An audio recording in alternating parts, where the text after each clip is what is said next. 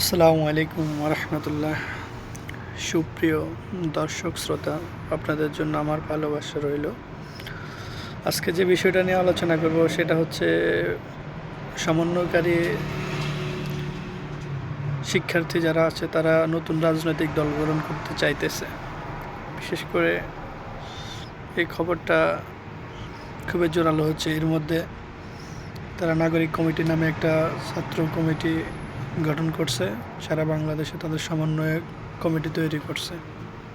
আমি তাদের উদ্দেশ্যে বলতে চাই, আপনারা যে অভ্যুত্থান করেছেন সেটা আসলে রাজনৈতিক দলকে তৈরি করার উদ্দেশ্যে করেননি। আপনারা একটা স্বৈরাচার পতনের জন্য আপনাদের যে কন্ট্রিবিউশন, আপনাদের যে অবদান, সেটার সাথে সম্পৃক্ততা বাংলাদেশের সাধারণ জনগণও ছিল।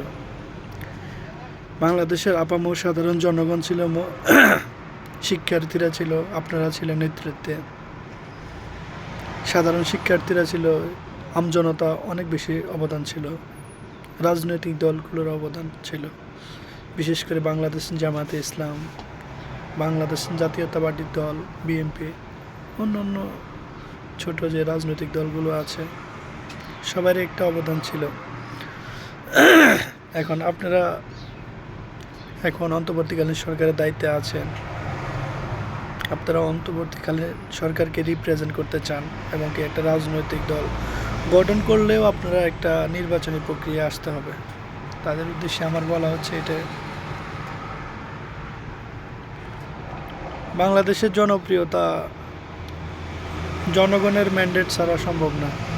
বাংলাদেশের জনপ্রিয়তা, বাংলাদেশের সাধারণ জনগণের যে ভোটার অধিকার, সেটা নিশ্চিত করতে আপনাদের জনপ্রিয়তা নিশ্চিত করার জন্য, আইডেন্টিফাই করার জন্য আপনারা নির্বাচন প্রক্রিয়া আসতে হবে, আদারওয়াইজ পসিবল না।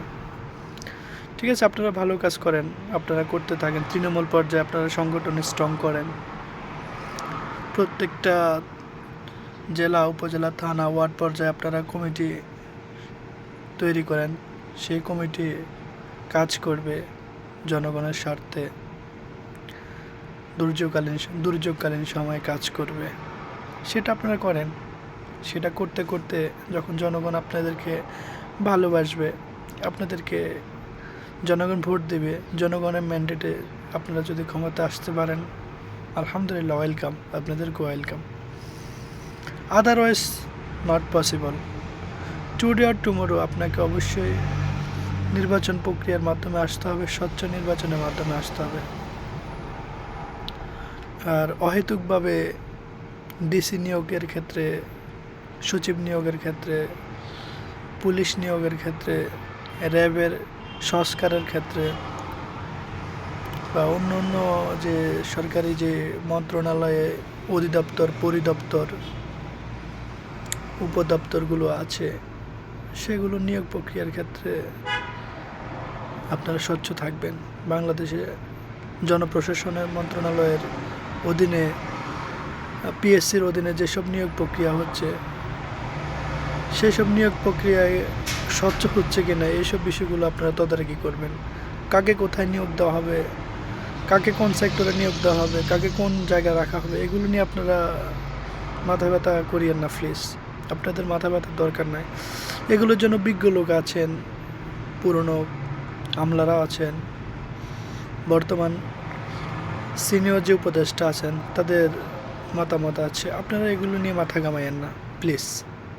আর অহেতুকভাবে কোনো শিক্ষককে লাঞ্ছনা, বঞ্চনার শিকার যেন না হয়, বাধ্য করে তাদেরকে রিটায়ার্ডে পাঠাইয়েন না, চাকরিচ্যুত করার এইসব ক্ষমতা আপনাদেরকে দেওয়া হয়নি। যে কোনো দলেরই, সে আওয়ামী লীগের সমর্থক হতে পারে, আওয়ামী লীগের আমলে নিয়োগ পেয়েছে, হয়তো আওয়ামী লীগের প্রেশারের কারণে, বাংলাদেশে আওয়ামী লীগের প্রেশারের কারণে সে হয়তো বা সমর্থন করতে বাধ্য হয়েছে। সেই ক্ষোভকে আপনারা পুঞ্জীবিত করে তাদেরকে জোরপূর্বকভাবে রিটায়ার্ডে পাঠাবেন, শিক্ষকদেরকে রিটায়ার্ডে পাঠাবেন। এই দায়িত্ব, এই রেসপন্সিবিলিটি আপনাদেরকে দেওয়া হয়নি।